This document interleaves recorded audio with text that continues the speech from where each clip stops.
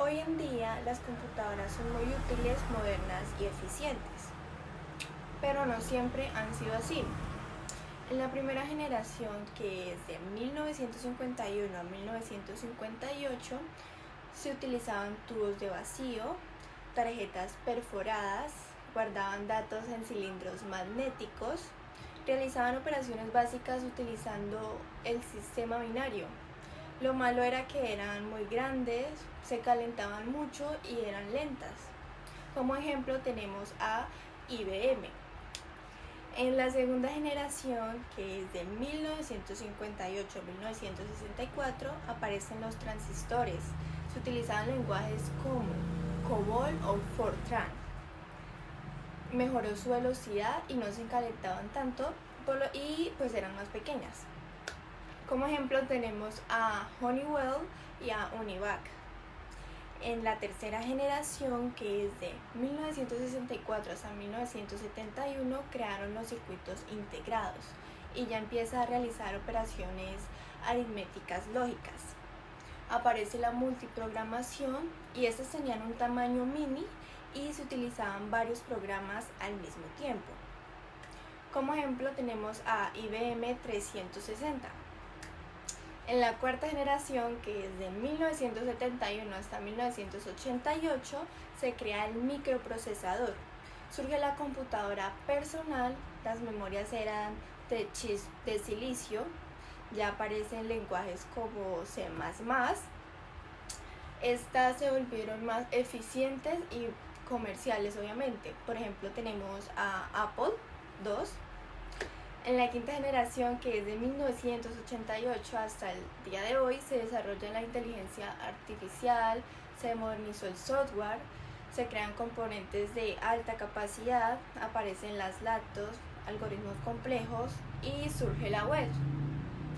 Ya con esto podemos realizar casi cualquier tarea y mantener millones de procesos.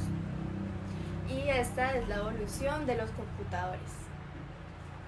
Por otro lado, hablaremos de las resistencias, condensadores y transistores. Resistencia. Una resistencia es un elemento pasivo de un circuito eléctrico.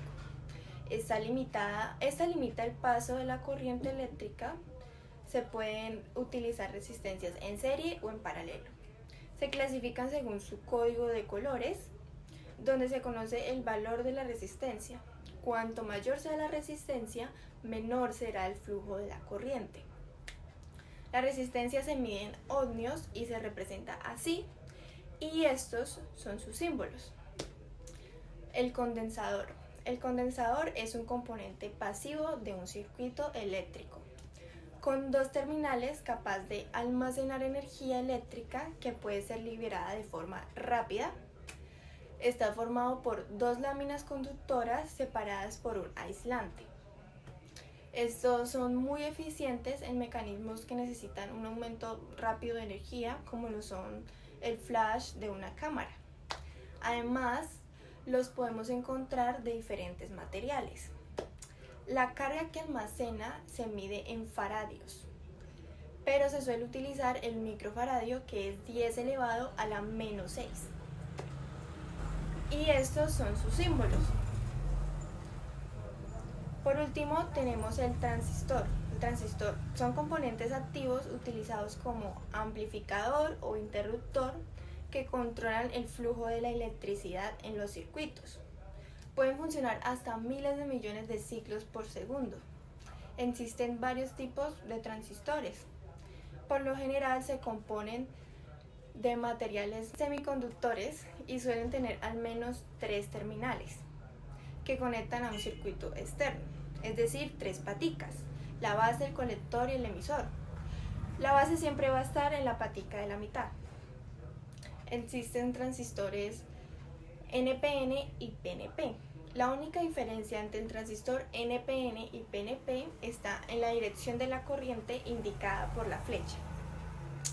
En el NPN es impulsado por corriente positiva y en el PNP es impulsado por corriente negativa. Y aquí podemos apreciar algunos ejemplos. Muchísimas gracias.